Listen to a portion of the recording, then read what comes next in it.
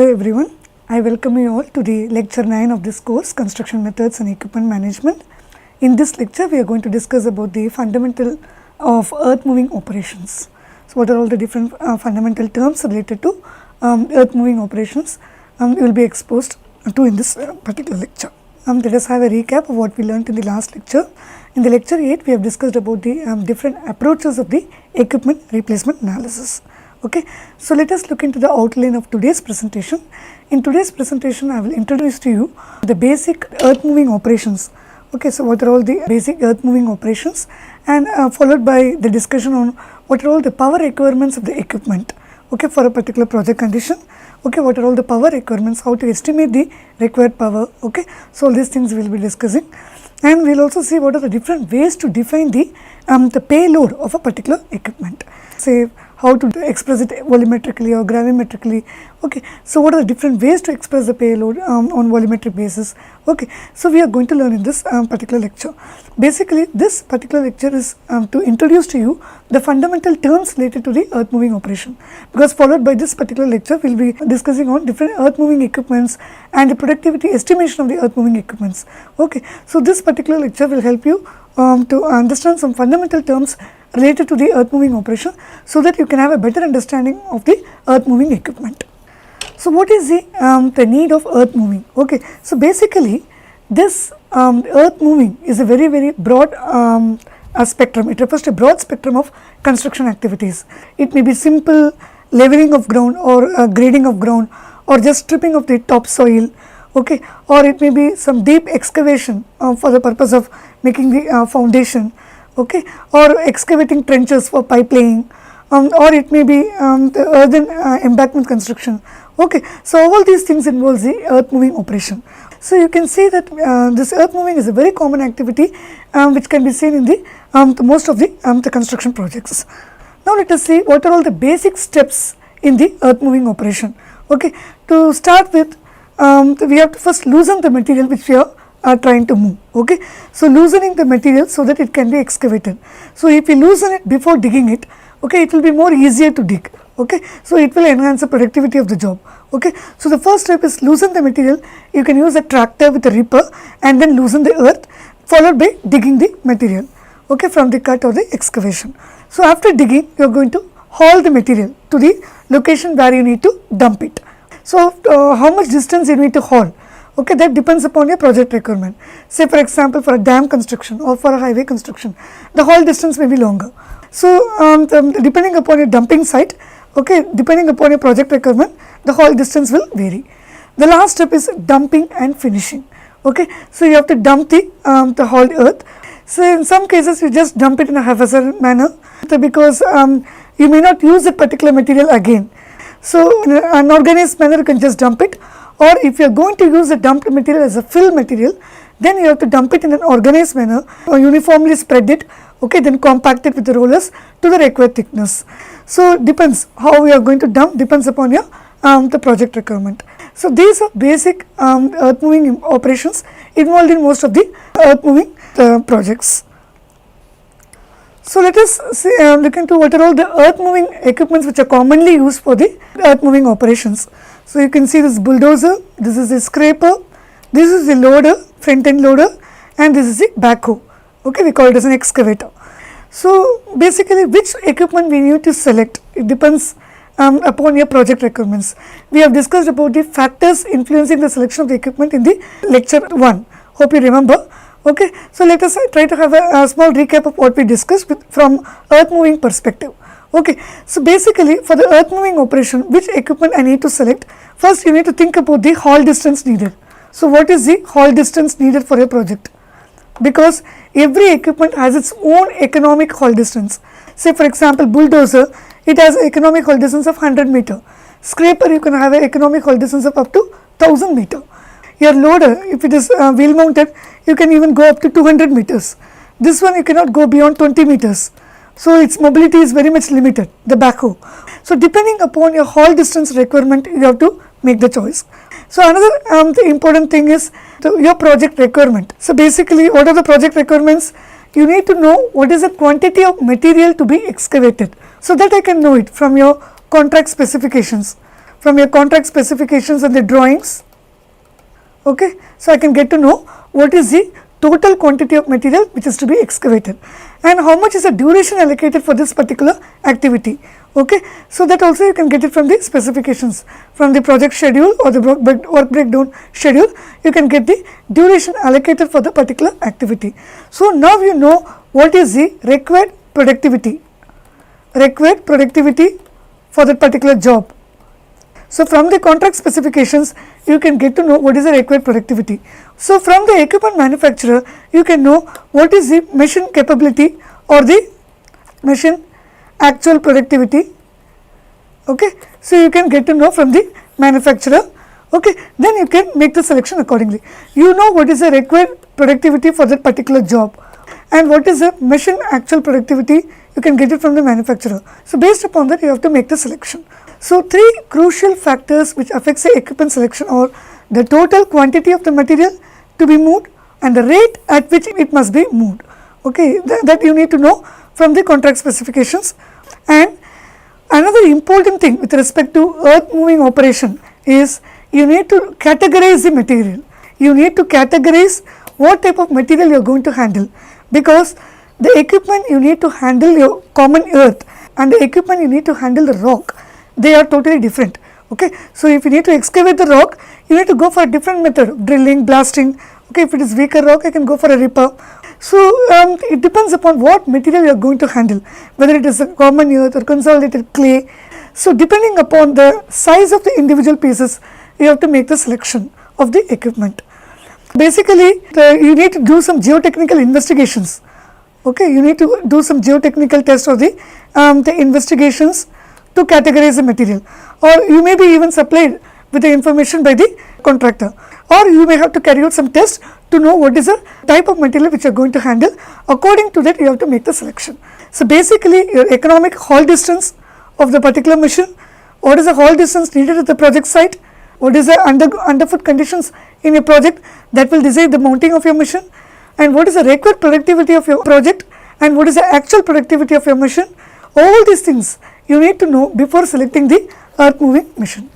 Another important thing you need to have in mind is, if you go for larger units, larger equipment, you will have a better reduction in the unit production cost, because you know that bigger the size of the machine, its production will be more. So, larger the size of the machine, its production is going to be higher, the volume of production is going to be higher. So, the unit production cost will also be lower. Okay. But one thing you have to keep in mind is, when you go for larger size machines, your mobilization cost will increase. That you should always keep in mind. Mobilization cost of mobilizing the machine to the particular project site, that will increase when you go for larger size machines. Okay. So, you have to achieve a trade off, okay, and you have to work out the economics and then justify the selection of your the machine. So, there are some more important terms you need to learn with respect to the machine performance. With basically, to quantify the machine performance, speed is a very important parameter. Speed is a very important parameter used to quantify the machine performance.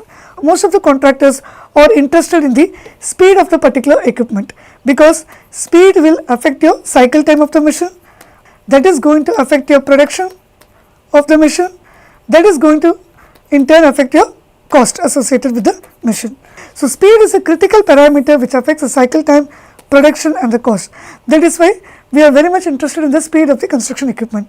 So, there is one common question always, why the machine travels at a lesser speed than the rated top speed by the manufacturer.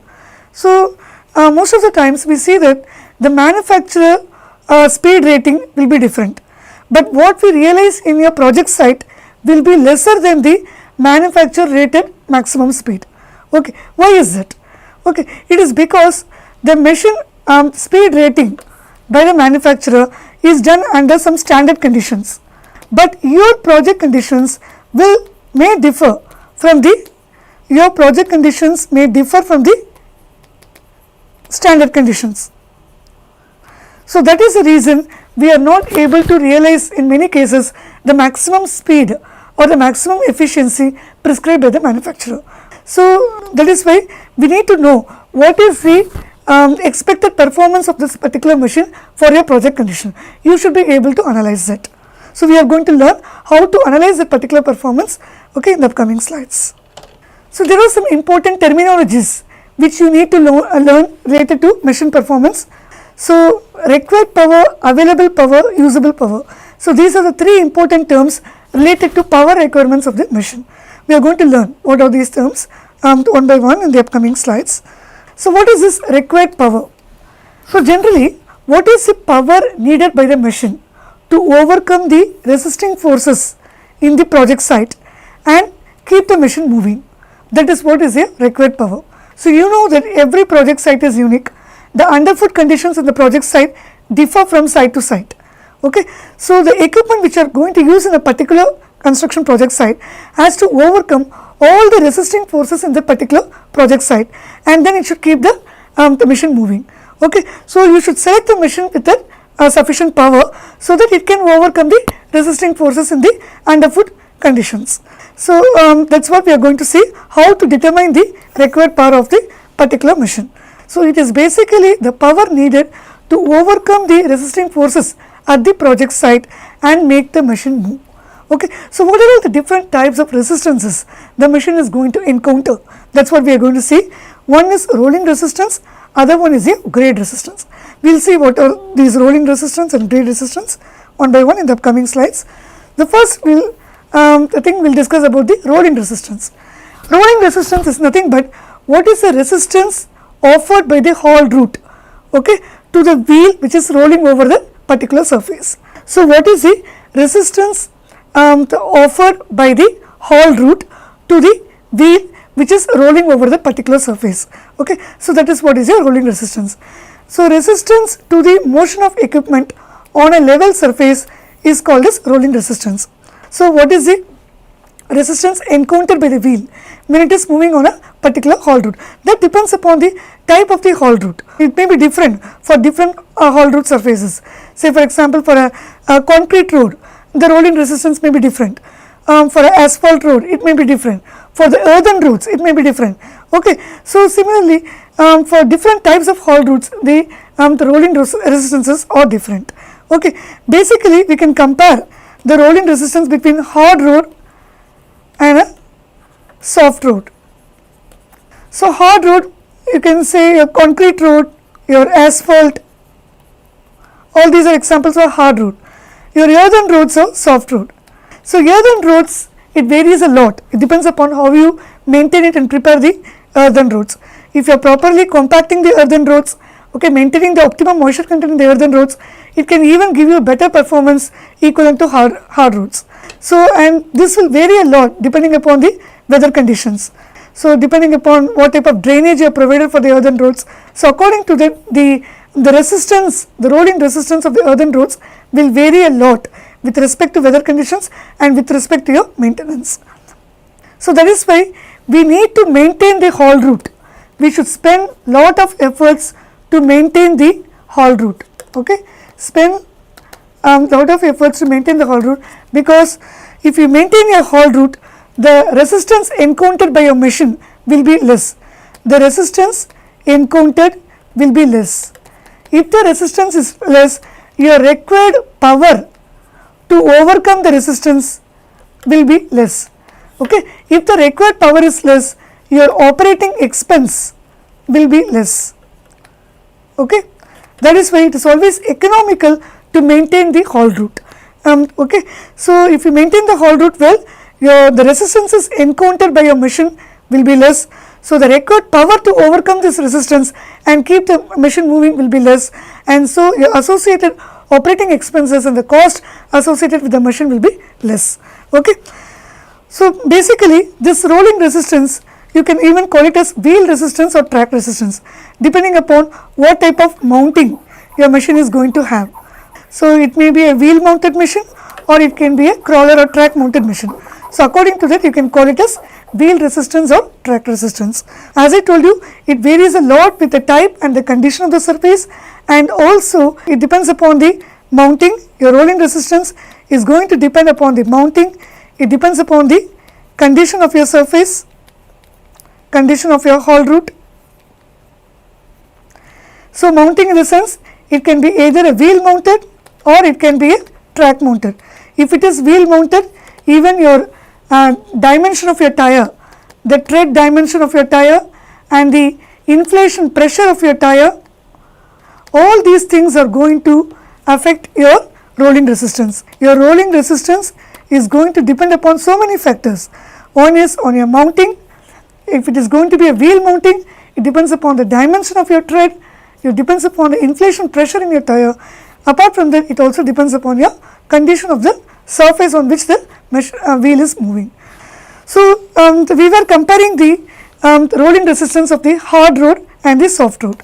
So, I gave you the examples for hard road and this soft road. So, your concrete road and the asphalt roads are the hard roads, and the earthen road you can take it as an example for the soft road.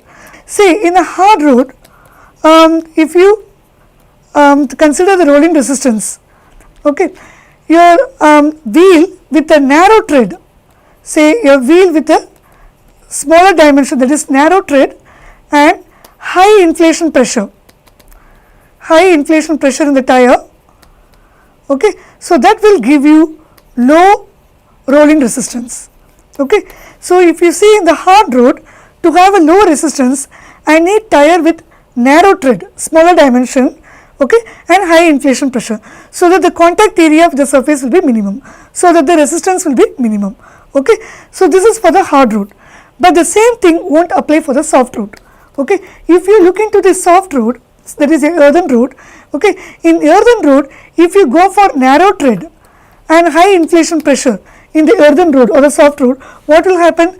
The tire will sink into the road, okay. So, it can easily sink into the road if it has high inflation pressure and narrow tread, because generally in the softer the surfaces, the tire tends to sink. It sinks to a depth till it attains the contact area, so that the load can be distributed. So, till it reaches a particular depth, it will sink till it attains a particular contact area, okay. So, that is why in the soft road you should have a broader tread, okay, broader tread, I mean wider tires, okay, and you should go for less inflation pressure, okay. So, this will give you the low rolling resistance in the soft road, okay. So, the things which are favorable for the hard road are not favorable for the soft road. So, you should note that, okay. For the soft road, I need a tire with a broader contact area, so that it won't sink much into the softer road, and also I need a tire with lesser inflation pressure, so that it won't sink much into the softer road, okay. So, accordingly you have to make the selection of your the mounting, so that you can have a lesser the rolling resistance. So, now we have discussed what are all the factors which affects the rolling resistance. Basically, you have to maintain your haul route, okay, so that the rolling resistance is minimum. So, that your amount of power needed by the machine to overcome the rolling resistance will be less. That will make it more economical. So, this rolling resistance is expressed in kilograms of tractive effort.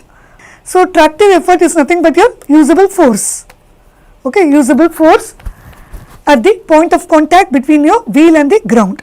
So, rolling resistance is expressed in kilograms of tractive effort, okay, or pounds of resistance. These are just different types of units.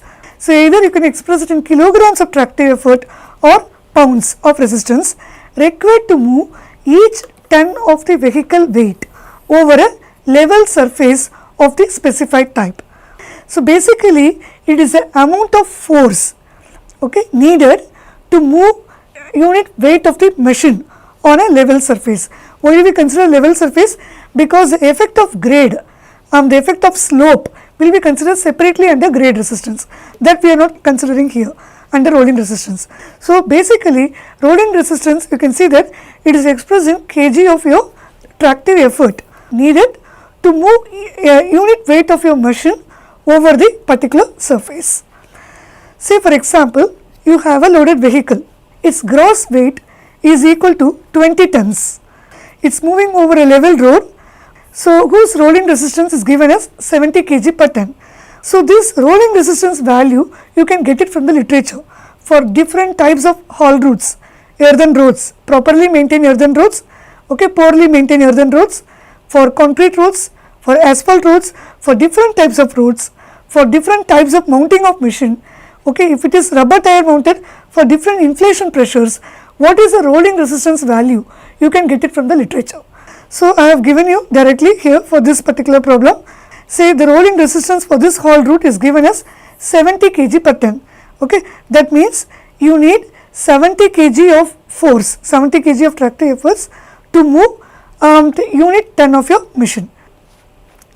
Now, you need to find what is the tractive effort required to keep it moving at a uniform speed. So, for this particular road, the rolling resistance is given as 70 kg per ton. That means, to move a unit ton of machine on the particular surface, I need 70 kg of force. Now, you know what is the gross weight of your machine. What is the gross weight of your machine?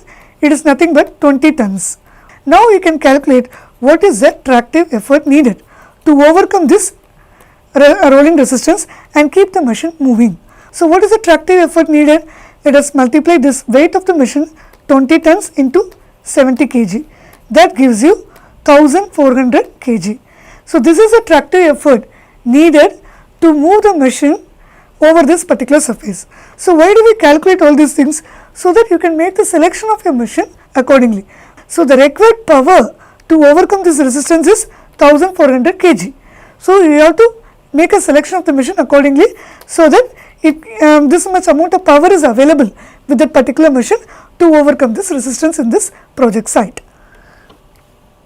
So, what are all the two important components of the rolling resistance? Let us see.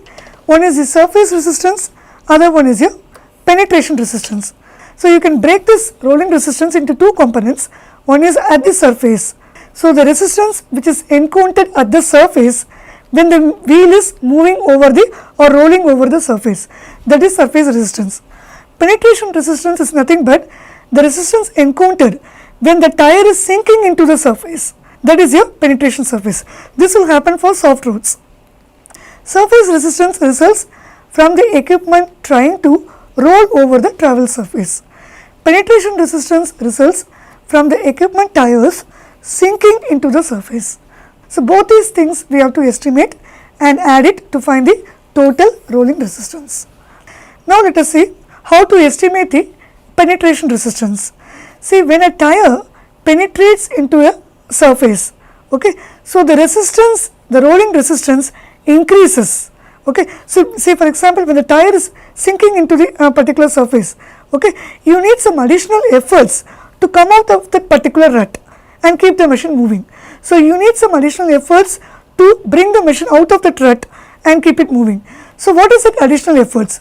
Okay, that is what we are going to find now. So, when a tire penetrates into the surface of the ground, okay, and as it tries to climb out of the rut, the rolling resistance increases about 30 pounds per ton for each inch of penetration. So, for 1 inch of penetration into the surface, how much efforts we need? 30 pounds per unit weight of the machine. In SI units, we need 6 kg per ton, 6 kg per unit weight of the machine, okay, for each centimeter of penetration of the tire into the surface. Okay. So, basically your rolling resistance increases by 6 kg per ton for each centimeter of penetration of the tire into the surface. So, using this you can calculate your penetration resistance. Now, for better understanding, let us work out a problem on calculation of the tractive effort. Okay. So, calculate the tractive effort generated by a hauling equipment. Its gross weight is given as 50,000 kg. It is travelling on a haul route. Its rolling resistance is given to you directly. You can take it from the literature for that particular haul route. Okay. It is given as 28 kg per ton. And another important thing to be noted is your tire is sinking about 6 centimeter into the travel surface. That means you have to take into account the penetration resistance also. Now, we are going to find what is the total tractive effort needed to overcome this the resistances in the underfoot conditions in your project site. So, let us convert the vehicle weight into tons, because your rolling resistance is commonly expressed as kg per ton. Okay. So, let us convert the weight of the machine into tons. You know that the gross weight of the machine is given as 50,000 kg. Okay. So, 1000 kg equal to 1 ton. So, divided, you will get the gross weight of the machine as 50 tons. Okay, 50 tons. Now, the rolling resistance you need to calculate for this particular haul route. Okay, it is given as 28 kg per ton. So, you multiply the gross weight of the machine by the rolling resistance value. So, gross weight is 50 tons multiplied by the rolling resistance is 28 kg per ton, okay, for that particular haul route. So, now we are going to calculate for your particular vehicle what is the total rolling resistance, that is nothing but 1400 kg. So, 1400 kg is your rolling resistance. Now, we need to find the penetration resistance. It is given to you in the problem that the tire is sinking to a depth of 6 centimeter into the surface.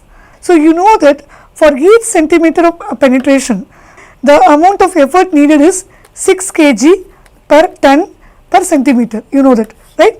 So, you multiply that by how much is the depth of penetration, it is nothing but 6 centimeter, and what is the gross weight of machine, it is nothing but 50 tons. Okay. So, that gives you the penetration resistance as 1800 kg, 1800 kg. Now, you can find the total resistance, that is nothing but add your total rolling resistance and the penetration resistance. It is nothing but your 1400 kg plus 1800 kg. So, that gives me the answer as 3200 kg is the total resistance. So, I need tractive effort of at least 3200 kg to overcome this resistance in my project site. Okay. So, the total tractive effort needed to overcome this resistance is 3200 kg. So, select the machine accordingly.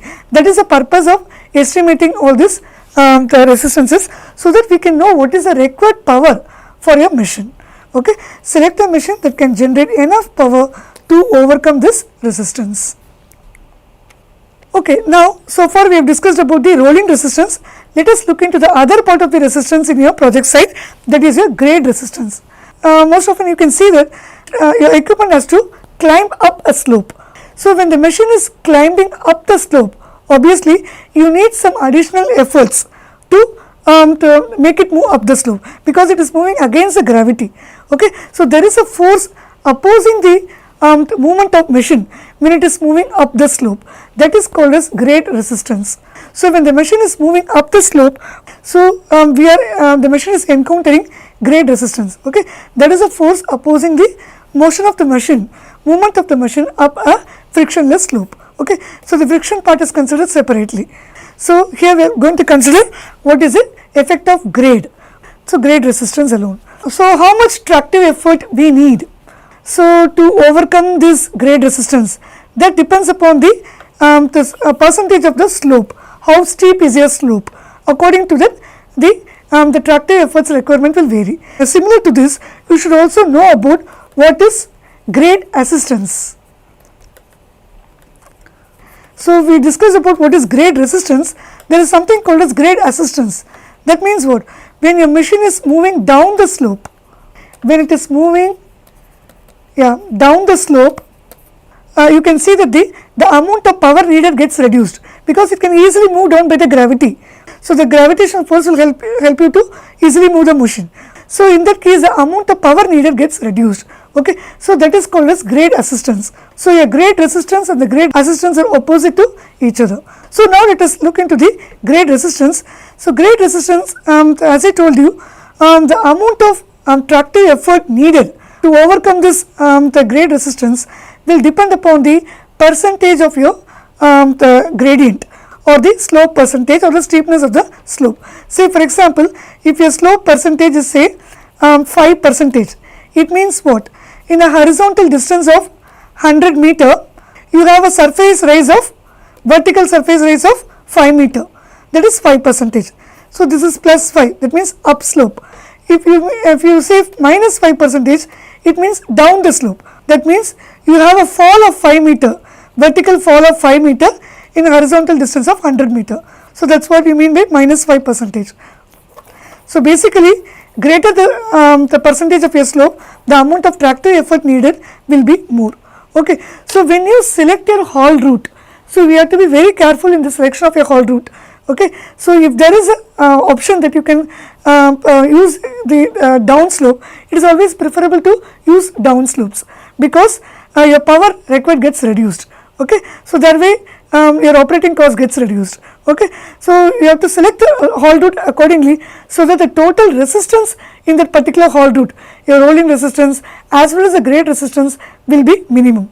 Otherwise you have to prepare or maintain the haul route, so that the resistance gets reduced, so that the operating expenses will get reduced. Now let us see how to calculate the grade resistance. Grade resistance is nothing but, okay, so by simple elementary mechanics, people have worked out this relation. Okay. Say for example, for 1% of grade, okay, so the amount of tractive effort needed, okay, to overcome this 1% of grade is 10 kg per ton. It is 10 kg per ton. So this is a simple guideline which they have worked out, which is worked out in the literature. You can easily find it. So for 1% of grade, okay, so the grade resistance is 10 kg per ton.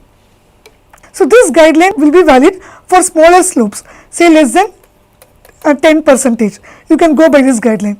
So there are sufficient information in different literature which I have cited in the references towards the end of the lecture. You can go through.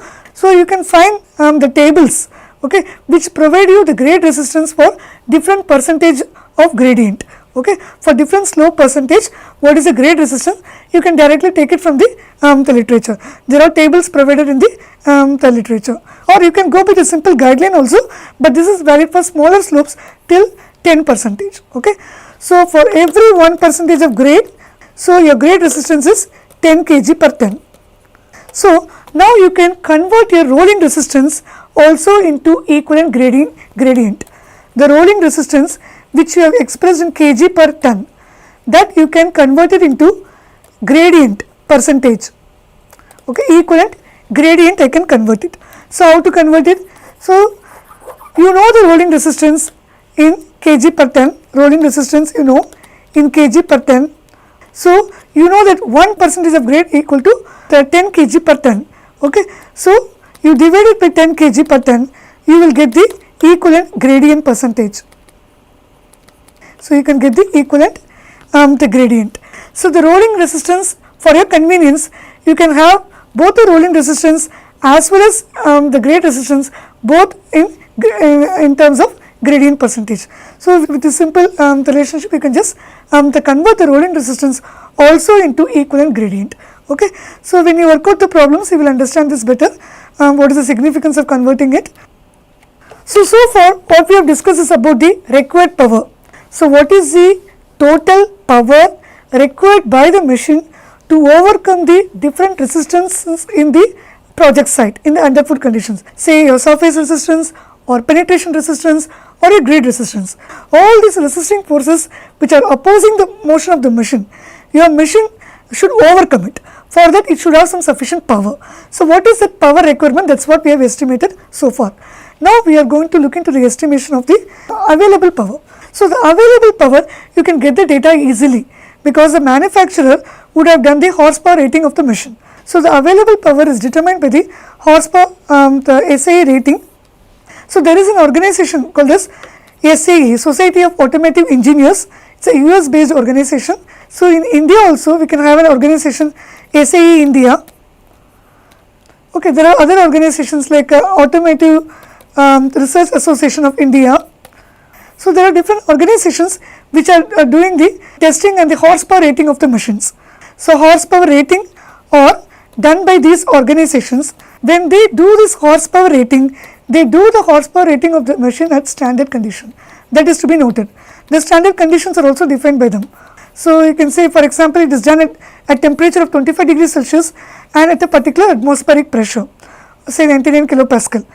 So the efficiency of the machine, the prescribed by them, or the horsepower rating of the machine prescribed by the manufacturer, you can realize only at this particular standard conditions. But when your project conditions are going to deviate from the standard conditions, obviously your efficiency of the machine is going to be lesser. It will be different. Okay, it will be lesser mostly. Say for example, if I am working at a very high altitude, my project site is at a very high altitude, my equipment is at a high altitude, the atmospheric pressure will be lesser there. So obviously you may not be able to realize the same efficiency as prescribed by the manufacturer. That we have to always keep it in mind. So the available power as prescribed by the manufacturer, there is no guarantee that you will be able to completely realize it in your project site, because your project conditions only decides how much of the available power is going to be usable to you or not. So now let us see what is this usable power. So out of the available power prescribed by the manufacturer, how much amount of power becomes usable to you? That depends upon your project condition, that depends upon the altitude of your project site and the temperature at your place. Because as I told you, the horsepower rating is done at a particular atmospheric pressure and it is done at a particular temperature. So when your project conditions are going to differ from that particular conditions, the usable power will be obviously different. But what we are interested is mainly in the usable power only. So what is the usable force which can be realized at the point of contact between the tire and the ground? This is what is our major interest. So we need to estimate this usable power of the particular machine. We are going to see how to estimate the usable power. Say for example, when you are using a tractor for towing a load, so how much power is actually available for the towing the load? That we need to calculate. So you know what is the total power available for the tractor. You know from the manufacturer what is the maximum power possible. You know that for the particular tractor. Where the tractor is working in your project site, what are the underfoot conditions you know. What are all the resistances it has to overcome that you know. So what is the rolling resistance, what is the grade resistance, everything you need to calculate. So now you from the total power you detect the power needed to overcome the power required to overcome the resistances at the project site. So this will give me what is the actual usable power for towing my load, for towing the load. So from the total power you have to detect the power what is needed for overcoming the resistances in your project site condition. After overcoming the resistance in the project site condition, only the remaining power is available for you to do the actual job of towing the load. So when a tractor is towing the load, the power available for towing can be calculated after detecting the power required for overcoming the various resisting forces from the total power. So this we have to keep in mind. So this is nothing but a usable power. The usable power you can express in terms of rim pull or drawbar pull. So depending upon the mounting of your machine, say if it is going to be a wheel or tire mounted machine, we call it as rim pull. The usable tractive force developed at the point of contact between the tire and the ground is called as a rim pull. Similarly, for the track mounted machines, track machines or the crawler mounted machines, it is called as drawbar pull. The usable force that is available at your drawbar. So the terminologies varies with respect to the mounting of your machine. So how to calculate this usable force? So this usable force is going to depend upon the traction of your travel surface. So as I told you, how much amount of the total power becomes usable, okay, it depends upon the degree of traction between your wheel and the ground. Traction is nothing but your grip, okay, the grip between the tire and the ground. If you have sufficient grip, sufficient traction between tire and the ground, then total power will be converted into usable power. But if the traction is poor, in that case you can see that only some portion of the total power can be converted into usable power. So how much portion is going to be converted into usable power depends upon the coefficient of traction of the travel surface. So that depends, that varies from surface to surface. This value also I can get it from the literature. Say for example, for a slippery surface, obviously a coefficient of traction will be less. Okay, for a concrete surface, for an asphalt surface, for a snow covered surface, Okay. So, for different surfaces, for a muddy surface, so what are all the coefficient of traction? I can get it from the literature. Okay. So, depending upon the traction, the usable force is going to vary. So, the total usable force which is available depends upon the traction. Okay. If you have a better traction and more power will be converted into usable force. So, another important thing to be noted is weight on the powered running gear of the machine.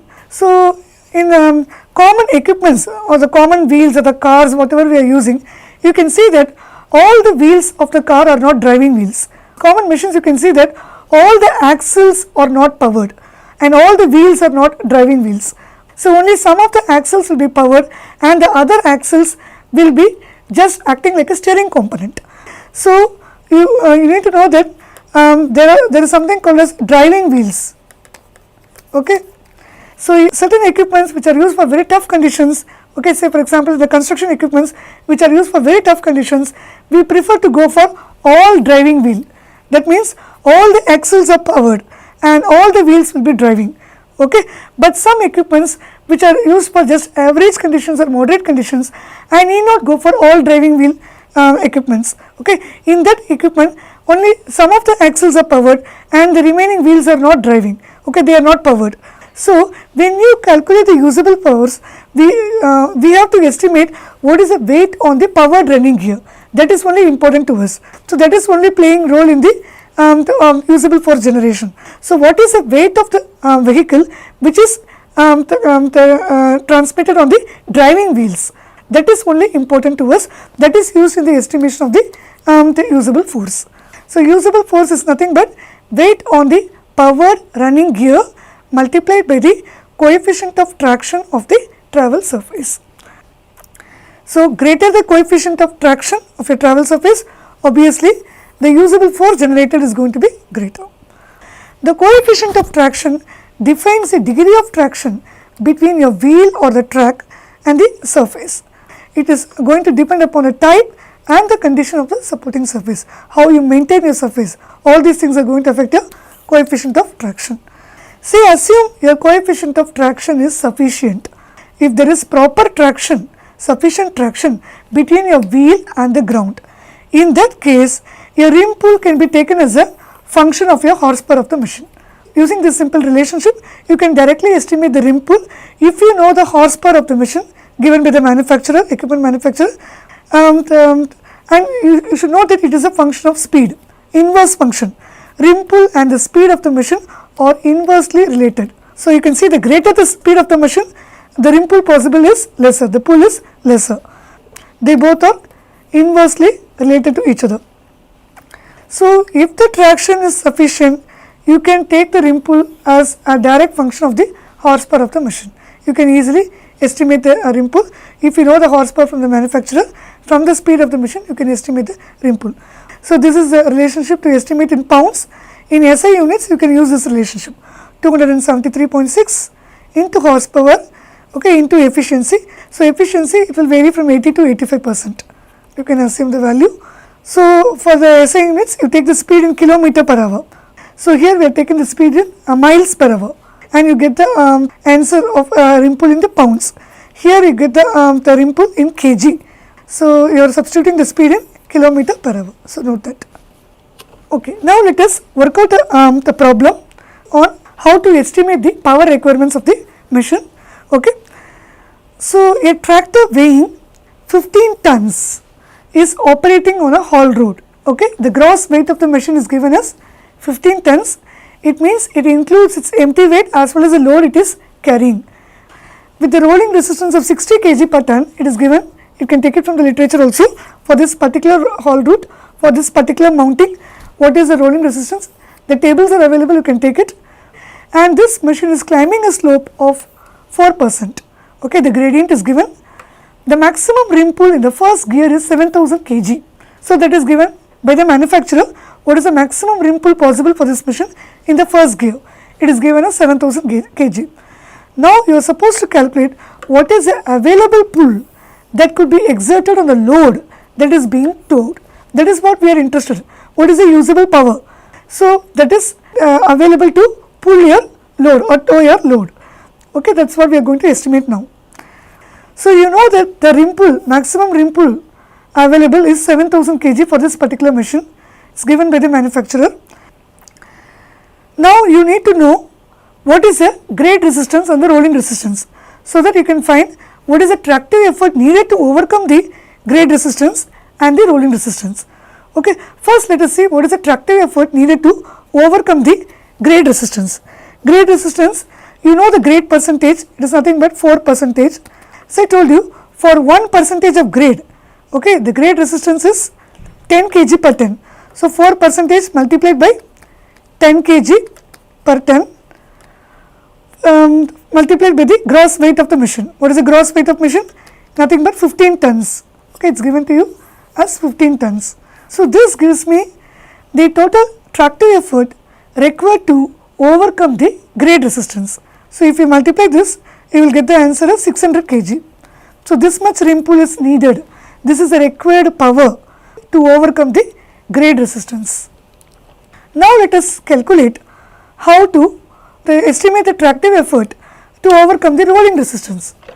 So it is nothing but for this particular haul route, the rolling resistance value is given as 60 kg per ton. 60 kg per ton. So what is the gross weight of your machine? It is nothing but 15 tons. So that gives me the total rolling resistance as 900 kg. Okay. So you need this much amount of tractive effort to overcome this rolling resistance. Now the total power required to overcome all the resistances are given here as 600 kg. So 600 kg is nothing but your grade resistance, the power needed to overcome the grade resistance, plus 900 kg is your the rolling resistance. You add both, you will get the total power needed to overcome the total resistance, 1500 kg. Now you know that the maximum rim pull available for this machine as given by the manufacturer is 7000 kg. Okay. So out of this 7000 kg, 1500 kg will be used for overcoming the resistances. So for overcoming the different resistances in the project site, you are going to spend 1500 kg. Only the remaining power is available for you for towing the load.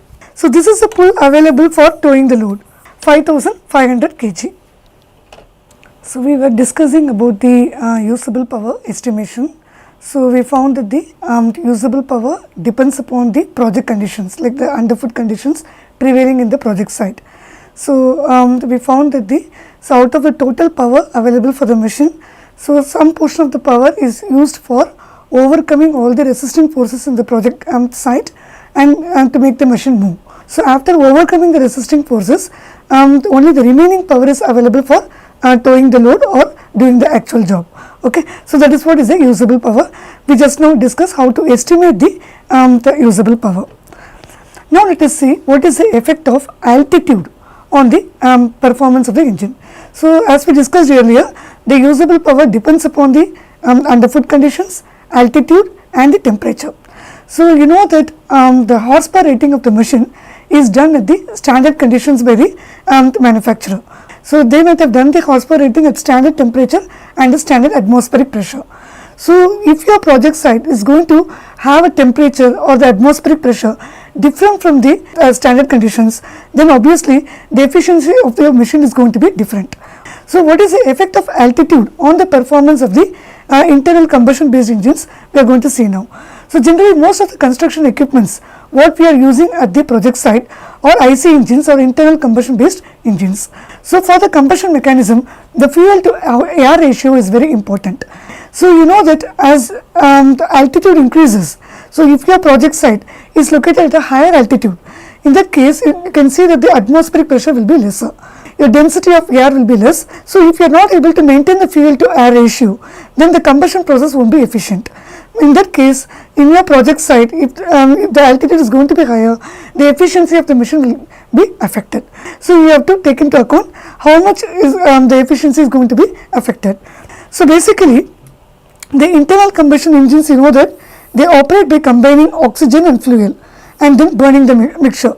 So that's why I told you, if we have to maintain the fuel to air ratio, that's very important for the combustion process. Fuel to air ratio is very important for the combustion process. So, with increase in your altitude, your atmospheric pressure will reduce, so your air is becoming less dense.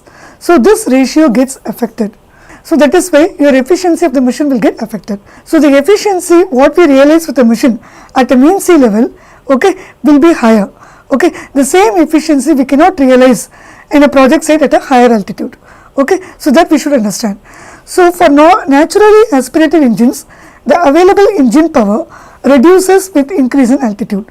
That is why to compensate the loss in efficiency, you should go for some special attachments like your turbochargers or superchargers.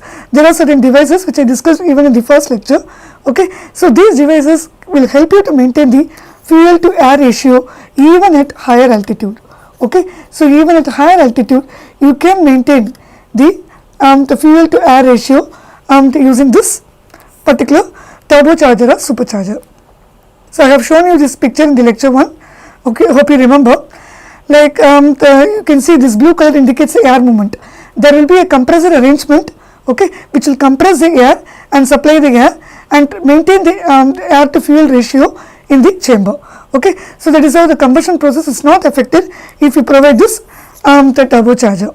Okay, so at higher elevations, either you should go for these kind of special turbochargers, or you should go for more number of machines to compensate the loss in efficiency, or you should go for a bigger equipment to compensate the loss in efficiency. So, you should know that with increase in altitude, your efficiency is going to be affected and you have to take care. So, now we understood that the altitude will affect the usable power available. So far we discussed, okay, on what are all the factors the usable power depends on. Okay, the usable power depends upon the underfoot conditions, that means the resisting forces in your project site, your altitude as well as the temperature, everything is going to affect your usable power. Okay. Now let us see what is the significance of these performance charts. Okay. So generally the equipment manufacturer, they supply the performance charts for the models which are manufactured by them. Okay. So in the equipment handbook, you can see the performance charts of various models manufactured by the manufacturer. So with the help of the performance chart, we can know what is the actual performance of the machine in a particular project condition. Okay. So that is what is the significance of this chart. It helps you to analyze what is the performance of a particular machine in a particular project condition. Okay. So it helps to analyze the machine ability under the given project condition. It is basically a graphical representation of power and the corresponding speed an engine can deliver. Okay. So this is the sample of your performance chart. So you can see that you have speed in the x-axis and rim pull in the y-axis. Okay. So using this performance chart, you can find what is the actual performance of machine in terms of speed for the given project condition. Say for your project site, you know what is your rolling resistance and penetration resistance. So you may be knowing what is the grade resistance for the particular haul route. Okay. So you know the gross weight of the machine. So with that you can find what is the required power. So what is the required power to overcome the resisting forces, you can know. To overcome the resisting forces in your project site, that you can calculate.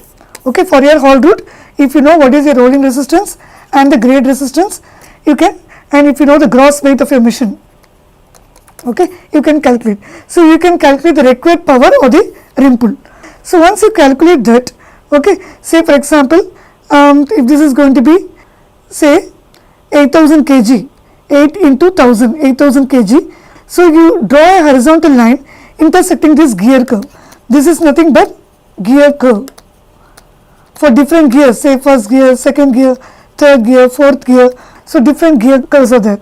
Now you draw the horizontal line from the actual rim pull in your project site. So intersecting the gear curve. From that intersection point, draw a vertical line.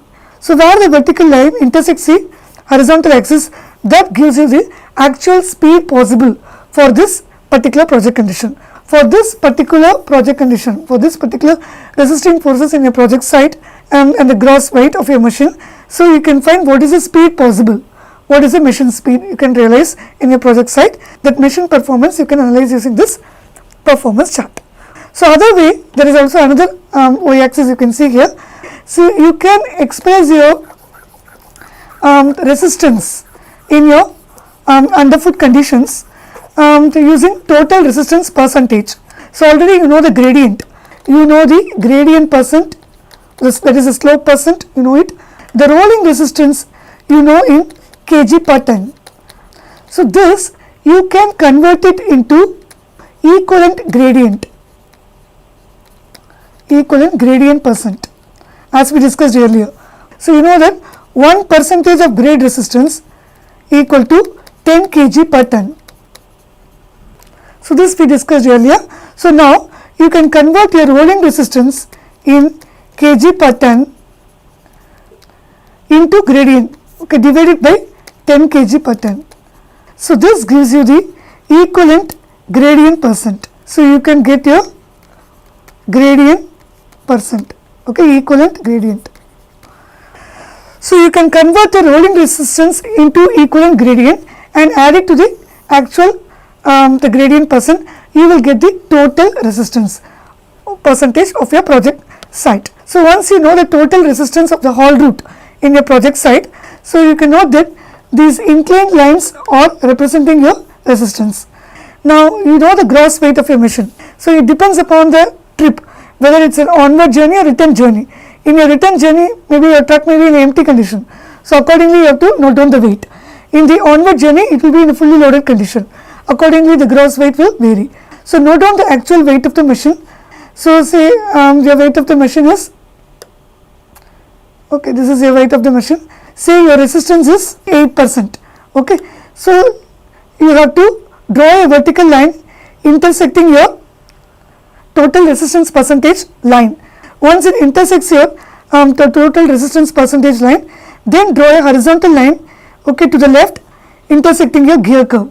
Now drop a vertical line intersecting your speed. So this is how you can find the speed of the machine if you know the total resistance percentage. So either you can use this rim pull in kg and find the speed, or you can use the total resistance in percentage and you can use a gross weight and find the actual speed of the machine possible for this particular project condition. So depending upon the mounting, your load condition can be stated either in the rim pull or in the draw pull. So depending upon the whether it is tire mounted machine or track mounted machine accordingly. So these performance charts are provided by the manufacturer for all the models which are manufactured by them. So you have to choose a corresponding the performance chart, and for your particular project conditions you have to find the speed which is possible. So this data you can use it later in the estimation of the productivity of your machine. So another important thing to be noted is the machines when you purchase, depending upon the mode of transmission, you can call it as direct drive based machine or torque converted drive based machine. In a simple way to say, it is nothing but your manual gear change versus automatic gear change. Okay, automatic gear change. Okay, so basically your direct drive is nothing but your manual gear change.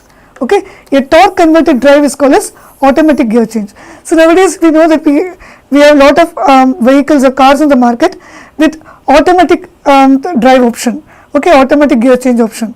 Okay, so the same thing only we are discussing here. Okay, so the technical term which you are supposed to use is for manual gear change, it is nothing but direct drive transmission. Okay, we call it as standard machines. So in this direct drive transmission, so the operator has to manually change the gear. He has to manually shift the gear, so according to the load conditions in your haul route. So you have to manually shift the gears to match the engine output to the resisting load. If the load conditions are highly variable, in that particular case, you can see that it will be really tedious for the operator to change the gear appropriately. So if he is a skilled operator, then he can handle it very well. So this operation requires a skilled operator because he has to manually change the gear according to the load conditions. Particularly for constantly changing load conditions, the operator has to be very skilled so that he can match the engine output to the resisting load. If there is a mismatch between the engine output to the resisting load, you can see that it will result in wear and tear. It will it will damage your machine. Your vehicle will come to a stall, it will come to a halt if you apply a wrong gear. Okay, so if there is a mismatch between engine output to the resisting load, okay, or there will be a loss in momentum of your machine. So this mismatch can affect the life of your machine. It will result in wear and tear of your machine. That is why we need more skilled operator for this direct drive transmission. So as I told you, operator skill controls the wear and tear, and this also results in more operator fatigue, okay, or more operator fatigue. If you look into the cycle time, so if you are going to use an equipment with a manual gear change or direct drive transmission, we are supposed to use the technical terms, you should say direct drive transmission. So if you are going to use machines based on direct drive transmission, it will affect the cycle time of your machine, because your man-hour time will get affected. Okay, so your man-hour time will get affected. Say for example, for manual gear change, if the man-hour time is 6 seconds, for automatic gear change vehicle it may be lesser, it's 3 seconds. So I am just giving you some examples, just it may not be the right thing for all the machines, but some approximate numbers I am giving you. So basically you should note that when you go for this torque converted drive, you can see that the man-hour time is getting reduced, so the cycle time gets reduced, so that will affect your productivity and the production cost. Okay, so but your automatic gear change, your torque converted drive, the initial cost will be more, that you should note it. When compared to direct drive transmission, the initial cost of torque converted drive will be more, but you can get the benefits of increase in productivity when you go for this machine. So when you estimate the productivity of the machine, you should appropriately adjust the influence of the transmission of the machine on the cycle time. If it is mentioned it is direct drive, then accordingly you should know that the cycle time will be slightly more, because the man-hour time is more for the direct drive. Extra time is needed for changing the gears, so that time should be taken into account. So other one, as we discussed just now, it's torque converted drive, its initial cost is high. So you have a torque converter device here which can automatically adjust your power output to match the load conditions. So it results in higher productivity. So you know why higher productivity? Because your man-hour time is going to be lesser here. Okay, your cycle time will be reduced, so the productivity will increase. Okay, now let us see what are the different ways to quantify or measure or express the payload of the hauling equipment. You can express the payload either on weight basis, gravimetrically, or on volumetric basis. So basically most of the equipment manufacturers, they give you the data on what is the safe operating weight of the vehicle. So that is a gravimetric capacity. The safe operating weight means that is a weight which the axle and the structural frame of that particular vehicle can handle without wear and tear, without much wear and tear. So you have to be very cautious that you should not overload the machine. You should not overload the machine beyond the safe operating weight as prescribed by the manufacturer. So many the circumstances you can see that trucks are often overloaded. They put some side boards and try to increase the capacity of the truck. Obviously, by putting the side boards, you can increase the volume of the truck, you can increase the productivity of your truck, and you can reduce the cost. Okay, you can reduce the production cost. But this will be only for the short run. So when you look into from a longer time perspective, you can see that in a longer run, you are actually abusing your machine. When you overload the machine beyond the safe operating weight, what will happen is your tires will be abused, all the other components of the machine, it will be abused. It will result in more wear and tear, and it will result in premature aging of your machine. So this will result in additional cost, huge cost of replacement of your machine at an earlier age itself. So that is why we won't save much by just loading the machine or overloading the machine beyond its safe operating weight. That you should understand. It will result in premature aging of the machine, and it will result in huge loss to you by driving you for earlier replacement of your machine with a new machine. So next is volumetric measure. So how to express the capacity of the machine on volumetric basis. So there are certain terminologies which I am going to expose you. The struck measure, heap measure, loose cubic meter, bank cubic meter, compacted cubic meter. So these are the different terminologies we use related to the volumetric measure. We will see what are these one by one in the upcoming slides. Okay. So, first is the struck measure. Okay. See, basically, say for example, you have the bucket of your excavator. So, you are going to excavate the load. Okay, you are going to load the bucket of your excavator. Okay, how do you express the volume of the bucket? See, basically there are different ways to express the volume. Either you can express it on the basis of struck capacity or heaped capacity. So, struck means, so you are going to strike off, okay, you are going to strike off and measure what is the actual volume occupied by the bucket. So, that is your struck capacity. You strike it level, okay, level the surface and measure the capacity. That is struck capacity. So, it is nothing but the theoretical capacity based on the envelope covered by any structure, any dump body or anything. So, it is a theoretical capacity. So, basically in the practical scenario, so when we load any bucket or when we load the truck, we never strike it level and then measure. So, we are not interested in struck capacity. What we are interested in is heaped capacity only. Normally when we load a bucket or load the truck, we heap the material. We heap the material at a particular angle of repose depending upon the material type. So, we are interested in this heaped volume only. So, heap measure is nothing but struck capacity as well as the additional material that would heap on the struck load at a particular angle of repose. So, angle of repose is the steepest angle at which the sloping face formed of loose material is stable. It will vary from material to material. So, this is what is the difference between the struck capacity and the heap capacity. So, struck means you are going to strike off level and measure, okay, strike off level, okay, that is struck capacity. Okay. Heap means you heap the material at a particular angle of repose and measure the volume. So, very commonly we use only the heaped volumetric measure. So, what are the other different ways of expressing the volume of the material? So, you know that the same quantity of material can occupy different volumes based on how you handle the material.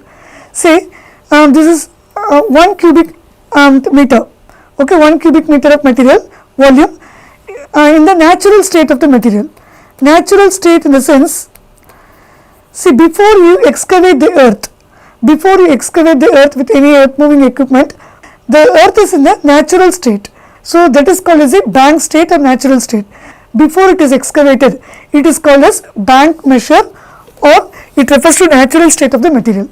So, let us say it is 1 cubic meter, it occupies 1 cubic meter. Now, you excavate the material with an excavating equipment and load it. So, once you excavate it, what happens? The material gets loosened. So, the more voids will be created. Now, it will expand and occupy more volume. So, you can see that the loosened volume is 1.25 meter cube. Okay, you can compare. In natural state it is 1 meter cube, in loosened state it is 1.25 meter cube. It depends upon the type of material. This volume will vary depending upon the swell factor of the material. So, the swelling ability of the material will vary. Say for example, your clay will have a different swell factor, rock will have a different swell factor, gravel will have a different swell factor. Okay, it will vary from material to material. So, how much is a swell factor? You can get it from the literature for the particular material type. Similarly, now you compact the material. Okay, say for example, when you prepare the subgrade for the roads, you compact it. Okay, so when you prepare the earthen embankments, you compact the material with the rollers. So, when you compact it properly, now you can see the volume will be 0.9 meter cube. So, now the volume has reduced. So, the shrinkage has happened because of compaction, the voids are eliminated. Okay. So, how much it will shrink? That depends upon the material. Clay has its own shrinkage, as I told you, the earth, the gravel, everything has its own the shrinking ability. So, you have to do some geotechnical investigations to study what is the swell factor or the clay shrinkage factor, or you can take it from the literature. There are a lot of information available for different types of material related to swell factor and the shrinkage factor of the material. You can make use of those values for your estimations. So, one thing we have to keep in mind is when you do the volumetric estimations, so when you do your productivity estimation, when you are using the when you are expressing the volume of the particular material, you should maintain some consistency. Okay. Say for example, you are going to estimate the productivity in terms of loosened earth, okay, loosened earth measure. So you want the loosened per cubic meter. So in that case, what you have to do, consistently you have to use this particular volumetric measure. So when you do the estimations of your productivity, you have to consistently use the volumetric measure. So you should not mix up the terminologies, and there are certain factors which will help you to do these consistent calculations. Okay, let us see that. See, as I told you, swell factor, shrinkage factors, so all these things helps you to make some conversions. Let us see what are those conversions. So swell factor is nothing but it is the ratio of loose dry unit weight to the bank dry unit weight of the material. Okay. So how much the material expands or swells from its natural state, that is a swell factor. So ratio of loose dry unit weight to the bank dry unit weight. So you can also express it in percentage. It is nothing but bank dry unit weight minus loose dry unit weight divided by loose dry unit weight into 100. So this is how you calculate the swell percent. Say for example, if you know the natural or the bank unit weight of the material. So once it is disturbed or excavated in the loosened state, you don't know what is the unit weight of the material. So from the literature, okay, there are some tables which provide you the swell factor of different types of material. So from the literature, you can take the swell factor for the particular material, and using the swell factor, you can calculate what is its loosened unit weight. So that is the significance of these factors. These factors helps you in the conversions, so that you can use it for the consistent calculations of your volume or the productivity when you make the estimations. Similarly, shrinkage factor. So from the bank dry unit weight, how much it has reduced in volume, that is what you are trying to find by measuring the shrinkage factor. Shrinkage factor is nothing but compacted dry unit weight divided by bank dry unit weight. So you can also express it in percentage. It is nothing but compacted dry unit weight minus bank dry unit weight divided by compacted unit weight, okay, into 100. So this gives you the shrinkage percentage. So if you know the bank unit weight, if you don't know what is its unit weight after compaction, so depending upon the material type, if you know the shrinkage percentage, so from that you can calculate the compacted unit weight of the material. Okay. So this helps you in simple conversions for your estimations of volume and the productivity. So now we have come to the end of this lecture. So let me try to summarize what we have discussed so far. So you should know that the required power is nothing but it is a power needed to overcome the resisting forces in a project site and make the machine move. So it depends upon what are all the resisting forces in your haul route. So what is the surface resistance, penetration resistance, okay, grade resistance, all these things you have to take into account.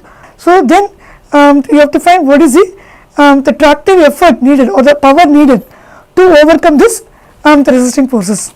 Okay. Then usable power.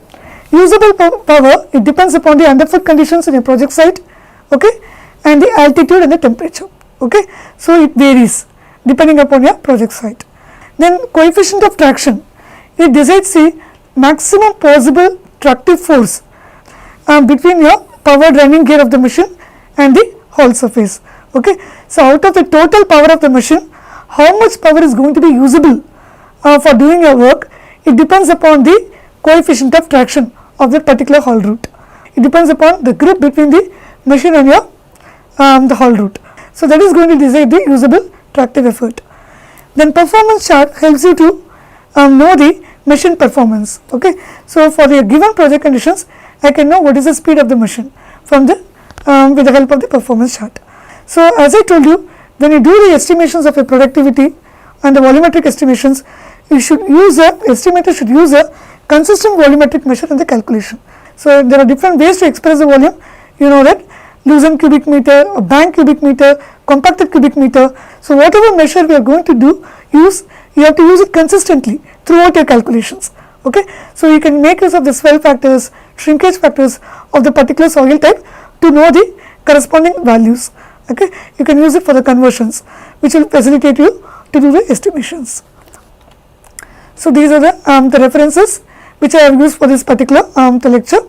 So, in the next lecture, we shall discuss about the earth moving equipment. Okay. So, firstly, we will discuss about the bulldozers. Okay. So, what is what are the applications of bulldozers, how to estimate the productivity of bulldozers, okay, what are the factors which affects the productivity of bulldozers, all those things will be discussed in the upcoming lecture. Thank you.